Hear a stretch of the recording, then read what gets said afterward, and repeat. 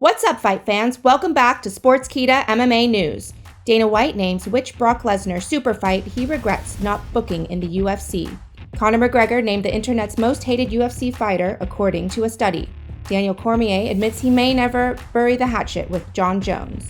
Darren Till would rather let Francis Ngannou spend the night with his girl than watch 1 millisecond of Love Island reality show. Daniel Cormier looks back to Joe Rogan's advice on biased commentary. What does DC think of Joe Rogan's commentary? Find out this and more in today's edition of Sportskeeda MMA News. Dana White recently expressed his disappointment at not being able to pull off the frequently discussed hypothetical Brock Lesnar versus Fedor Emelianenko.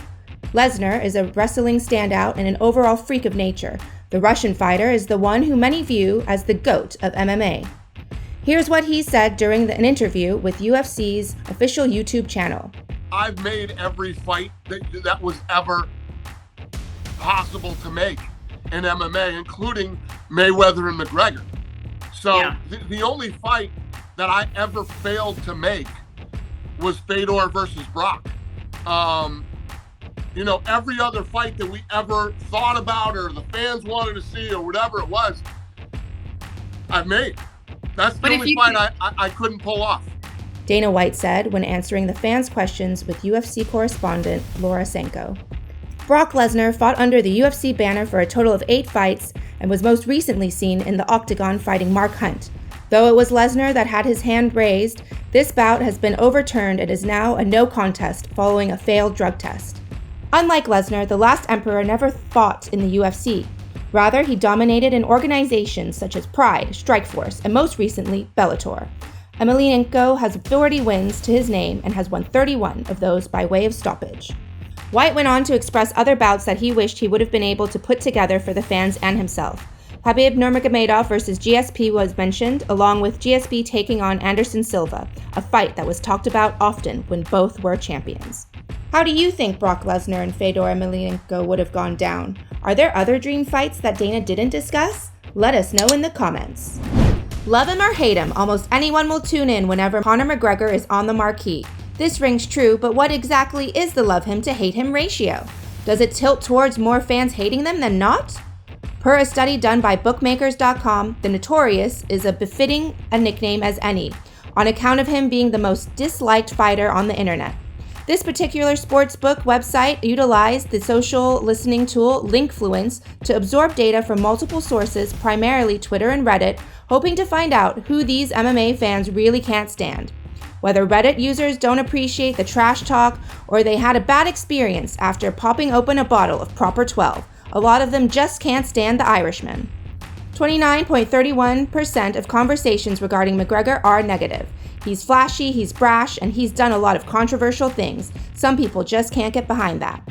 It's worth noting that McGregor is the most popular MMA fighter by a mile. Casual fans and the UFC diehards alike can all have a lengthy conversation about the Irishman. Furthermore, the study wasn't done purely to read into McGregor's fan base. Other disliked fighters include Thiago Santos being the second most hated fighter for some reason, No Worries Jon Jones, Reddit loves you, and TJ Dillashaw, the guy whose use of EPO marred an otherwise fantastic career. Not all is negative though. Israel Adesanya found himself ranked in the number 1 spot for the most beloved fighter. Those anime tattoos and slick dance moves will really draw the fans in. All in all, McGregor is the most hated MMA fighter in the world, according to the internet. And though he's currently inactive, fans always have something to say about the superstar. Do you love or hate McGregor? From vitriol to, more vitriol. After fighting twice, Jon Jones and Daniel Cormier still can't and probably will never be the type of dudes to go out and grab a drink together. Unless that drink is a water bottle. Then no worries, Jones. Cormier's got you. DC has been received by the fans in any way imaginable. Booed, cheered for, heck, many of us fight fans have even cried for Cormier. Jones, however, has largely been received negatively by the fans and many of his past opponents. Kicks that are arguably dirty, partying too hard, driving way too hard, and poking the living hell out of his opponent's eyes. Jones sure can win, but wow, a lot of people want to see him lose. Cormier was given the opportunities to make Jones lose, though. The two were scheduled to fight many times, but ultimately competed against each other twice. Jones dominated their first fight and secured the unanimous decision whilst handing DC his first loss. And though he was much more successful the second time around, Cormier ate a head kick in the third round of their second and final meeting. This was overturned by the CSAC for a failed drug test from Jones, which added fuel to the fire that is the Jon Jones controversy. It's not just the red tape that holds together Jones' career that sparks Cormier's disdain, however. Not necessarily. Kind of. Listen, there's just like it sounds bitter, but like he did a lot of damage to my career, right? And that's not fair. So it's never gonna fade. What do fans think? Is there hope for Jones and DC to ever make amends? At Sportskeeda, there's a laundry list of things we're grateful for. Our fan base, the fighters that put on shows for us, and the fact that Darren Till has a Twitter account. Ever the hilariously transparent person, the Scouse is once again making headlines for letting his Twitter fingers fly. Till took to social media, no-holds-barred style, and targeted not a fighter, not a fan, but hit television series Love Island. The show quickly became one of the most sought-after series since its revival on British television in 2015. It's a game show with the premise being contestants isolated from the world, competing in challenges, en route to winning money, and most importantly, finding the one, or just winning money. They can have whatever motive they want. To what extent does the gorilla hate this show? He'll tell you. Till took to Twitter to express his views about the show. I swear to God, I would rather let Francis Ngannou spend the night with my girl rather than watch 1 millisecond of that Love Island. Absolute worst on the planet, and the people that watch it are worse. This isn't the first time that Darren Till has the internet laughing in unison. His personality really garnishes his fun-to-watch fighting style, making him quite the fan favorite. Though he's 1-4 in his last 5, he remains one of the most talked about middleweights in the UFC. Fans can catch him in July as he takes on Jack Hermansson at the O2 Arena, where the crowd will be energetic and Sweet Caroline will echo through the speakers as Till makes his walk. Do you like Love Island? Are you also hoping that Amber and David fall in love? Or are you on Team Till on the matter? Let us know down below. If you're liking this video more than Till likes matchmaking reality shows, feel free to show some love by hitting the like and subscribe buttons. We sure do appreciate it. Joe Rogan does what Joe Rogan does. Many fans are very grateful for this. Longtime UFC color commentator, comedian, martial artist, podcast host, the man that wears many hats is Joe Rogan. He's a fan favorite commentator. For MMA fans, will often love his take on what's transpiring. Rogan is very articulate in describing what's happening in a fight right as it's happening, all with the pressure of the world listening.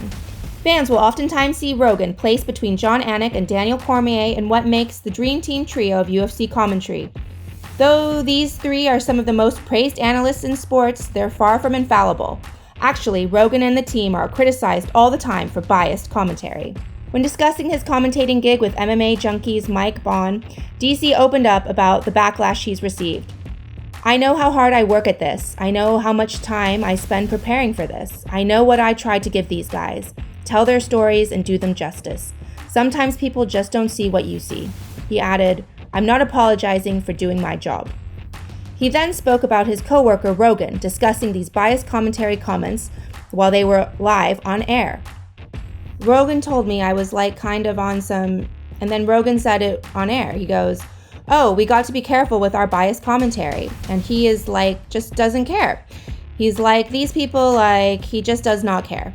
Because the reality is, like, it does not matter. You are put in a position to do a job that is very, very difficult. And very few people in the world can do it. So you do it to your best ability. Cormier laughed and added that Rogan doesn't care. He'll say how he feels as he feels it.